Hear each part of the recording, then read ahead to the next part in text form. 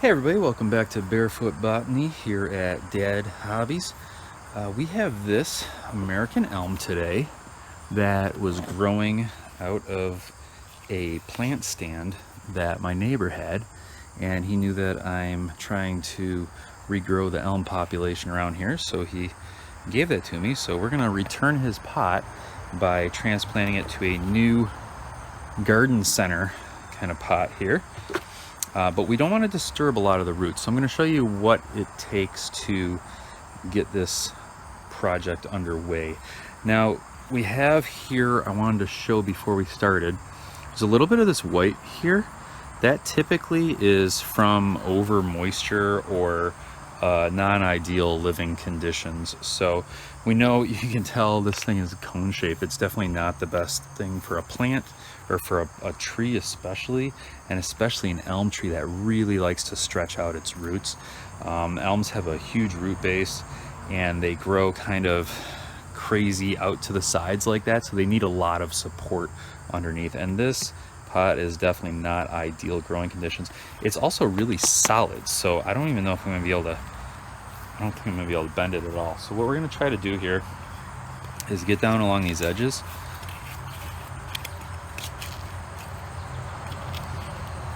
and poke in the sides here. And what I'm doing is I'm putting my trowel in and then pulling towards the center just to pry everything off the edges. And I'm doing it gently just in case there's root bound up against the sides. He said this was in here about a year before he brought it by to me. So that seems like we're getting down deeper. You can see the trowel's going in farther, and it's looking like it's gonna pop out here pretty well. So we're gonna just hold the base of this, and there we go, pops right out. So you can see, look at it, it wrapped around all these rocks that he had in here. I think he had tomatoes in this planter at one point, but you see all the rocks. Now look at this. So this is really root bound here. We're gonna separate a lot of these feeder roots so that they can grow out to their new shape, because we don't want them all tied together. And it's okay, this won't damage the tree pulling on the feeder roots like this. We just want to keep as many as possible. We want to get them out of that mud. But you can see they were growing down below the dirt into those rocks. What a mess. We want to pull a little bit around the trunk, make sure everything's healthy there. And this may actually be two trees. We're going to pull lightly, because sometimes what an elm will do is they'll grow down in and come over, pop up, make a new tree. So we're going to see if this is connected. It's not. That's actually two. We're actually going to get two elm trees out of this. How great is that? What a good day this is. All right, so we're going to put this little guy over here because we have to find a new pot for him. And this big fella is going to go right into this previous garden center pot. We're going to loosen up the dirt around him just a little bit. We don't want to disturb the root ball, but we do want to give these feeder roots a chance to grow. So elm trees have a tap root, which is this. So this is actually coming off. You can see how far away it is from the original trunk because it was in that cone. It must have had to force its way over. If we took all this dirt out, we'd see a little line coming through like that with the elms. But they have this nice feeder root. So we want to give that as much, or I'm sorry, nice tap root. We want to give that as much room as we can here. So we have this mixture of different potting soils. It's nothing crazy. It's not like any specific tree soil or anything like that. We just put in enough so that we can rest the root ball in there. And then we're going to fill in around the sides, making sure we pack it down like this. We don't want any of the roots exposed underneath without touching soil, because if they're exposed, they're going to die.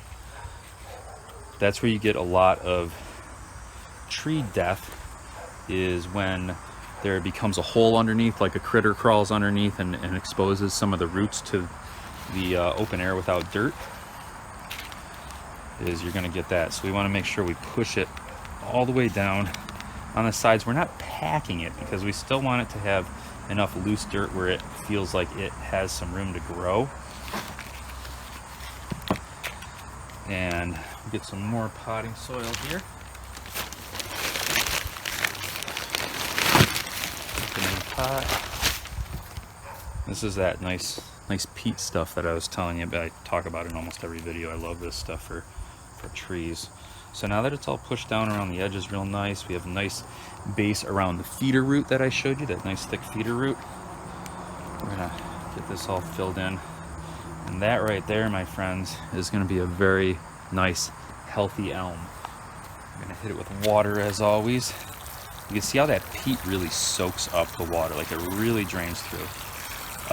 For these trees, I always use these garden center pots because they have holes on the bottom. Water drains through real nice. You can see that already draining through. So we want to just soak it through all the way to where it's coming out the bottom. Man, this is going to be a nice healthy tree. It's already loving this extra room to grow. You can see some of it kind of dipping, but that means that it's going in, filling any air pockets, which is what we were trying to do from poking our hand in there, is get out the air pockets. So that's that. Let's get a let's find a pot for that little one. We'll plant him up too while we're doing this,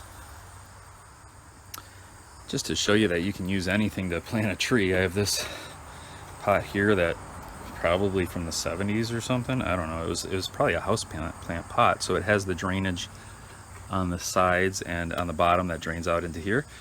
It works. Whatever's drainage is drainage, you know. So we're gonna put some of that in so that the root ball has a place to set. We have our little tree over here ready to go. Get a little more of this in the bowl. I like to dump it into a bowl like that just so I can kind of sift through the dirt and see what's in there. So here's our little guy that we had, and you can see that nice strong feeder root. This thing is really exposed. It doesn't have a great root ball like the bigger one did because we had to pull it out. But you can see up here, whatever is underground on an elm tree is gonna root. That's all there is to it. As these things are very hardy rooters, they're just tough to keep rooted, to keep going. But we are doing our best. So we're gonna get that in there and make sure that taproot is down and fully covered with soil. And then we work our way up through all the feeder roots, up the trunk to the base of the trunk. And I'm not gonna go too high up on this little guy because I want him to actually push a lot more down to grow. Now, since these were already in pots and they didn't come directly from nature, look at that draining, so nice. I'll soak that down in a minute, but since those already came from pots, we shouldn't have any bit of this. You saw in my last American elm, we did cut back pretty significantly on the tree just to stimulate more root growth, whereas these were already in pots. So we're basically, it's like transplanting a flower, you know, where it'll still bloom, it'll still be good. I think these are going to be really healthy. So there's the little one, and then here's the big one, all potted up.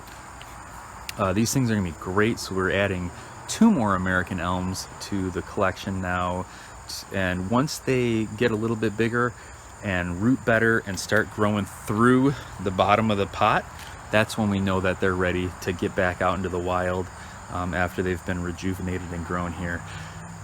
So thank you guys so much for watching Barefoot Botany here on Dad Hobbies. I want to do more with these American elms, and I will. We're continuing to find them around the property. We're potting them up. We're doing great things. Our American Elm Bonsai is over there. I'm going to do an update video on him because lots of interesting stuff is happening with that tree. So thank you guys so much for watching. God bless, and stay green.